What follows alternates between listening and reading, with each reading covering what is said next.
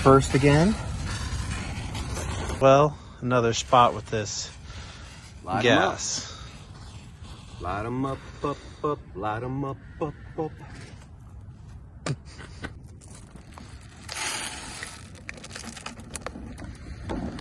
Brent with Zepol Labs. We're out here in beautiful Sacramento, California. We're on a new build, new construction site, and you never know what we're going to be dealing with here in the pest control industry.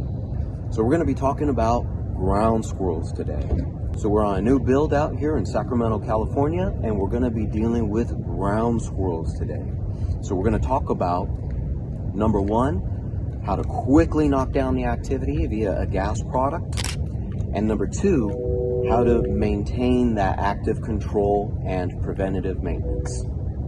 So join us. We're also going to have a competition. I've got service specialist Dakota Raver with me today, and we're going to be digging for tunnels, and I'm going to get the first tunnel, man. I doubt that. I got you on that tunnel. Sweet. Just wait and see. Join us. All right, so I just wanted to show off our ground squirrel stations. If you want to come in here, take a look. We're going to be filling them up.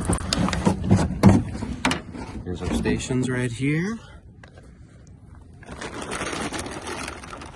Got my PPE on.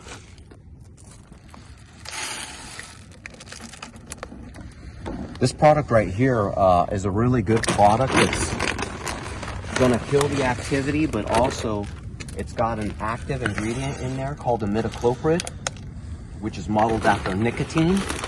And that's to kill off the flea activity that's on these ground squirrels. A few years back, Yosemite, a few years back, Yosemite was shut down because of the ground squirrel activity that was dying off out there, or walking around out there. They were having flea activity because of the ground squirrels that were carrying the plague, bubonic plague. So for a while there, Yosemite was shut down for ground squirrels. All right, here we go. This bad boy is gonna be set. And now we're gonna go ahead and label up our station so everyone knows which product is in here. There we go. All right, Dakota. So, if you get these ground squirrels first, smoke them out. Lunch is on me. But here's one of the problems. I mean, look at this, Dakota. I mean, this is terrible. They got this beautiful custom stamped concrete over here. And what this ground squirrel activity can do is they can actually dig under that concrete and under footings. And if too much weight gets put on this, like a spa, gazebo, can actually crack the concrete. They can undermine the concrete. So really, we're catching this activity just in time. What do you think? Oh, perfect time. All right, man. Game on. Let's start this competition. All right, so now we're just probing for tunnels, runways, and also these, although there's activity here, it looks old. The runways are all collapsed, so I'm just knocking those down. So as we come out here and monitor the situation, we'll be able to see if new activity has come back. So that's what we're working on. Finding them tunnels. All right, Dakota found the first one. So, easy way to figure out where the activity is, you usually take a little rod or some sort, and you can literally go to one of the mounds and actually poke into it. You may have to feel around to different areas. Why don't you show them what that looks like? So, like over here, even when you found the tunnel, you can feel it right here. Oh, sweet. And actually, as you do it, you'll feel it drop through, slip, and you'll feel it that it's in one of those tunnels. And usually what I'll do is I'll just take that tool and just widen it like that. Getting ready for our giant destroyer super gasser. So how these work, I just take my little stick of dynamite. Just kidding, it's just a smoke, basically like a glorified smoke bomb. Take it, insert the fuse into the top. I'll then take a lighter And what you do is after it burns down, this will catch, and then you take it and stick it into those holes. I usually recommend to then cover it up with dirt to help trap all that smoke in.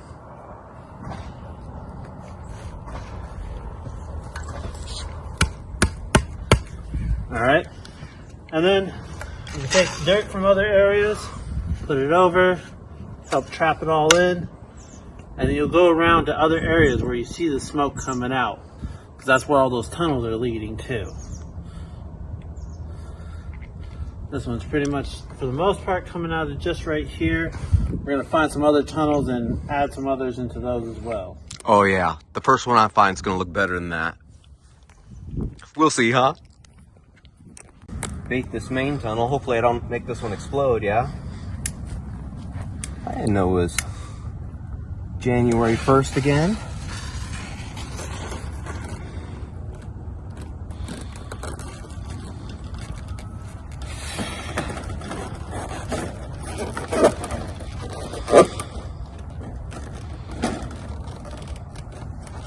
Alright, just taking a look at the other side, see if there's smoke coming out of any other tunnels.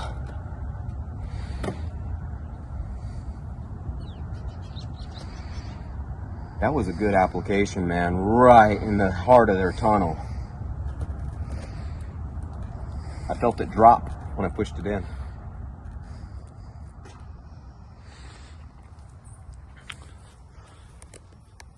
Seeing as this is a very large mound, it's pretty likely that that was a huge area that's filling in there. Yeah, because it's now only starting to barely surface. You'll see a little bit of smoke coming out here and there, and you might see that popping up around the yard. When you're seeing mounds pop up in your yard and you're trying to figure out what is this exactly that's going through, you'll see mounds like this versus some with actual holes coming out. That tends to be gophers and ground squirrels more of the time. Moles and voles tend to stay and you don't see the entrance.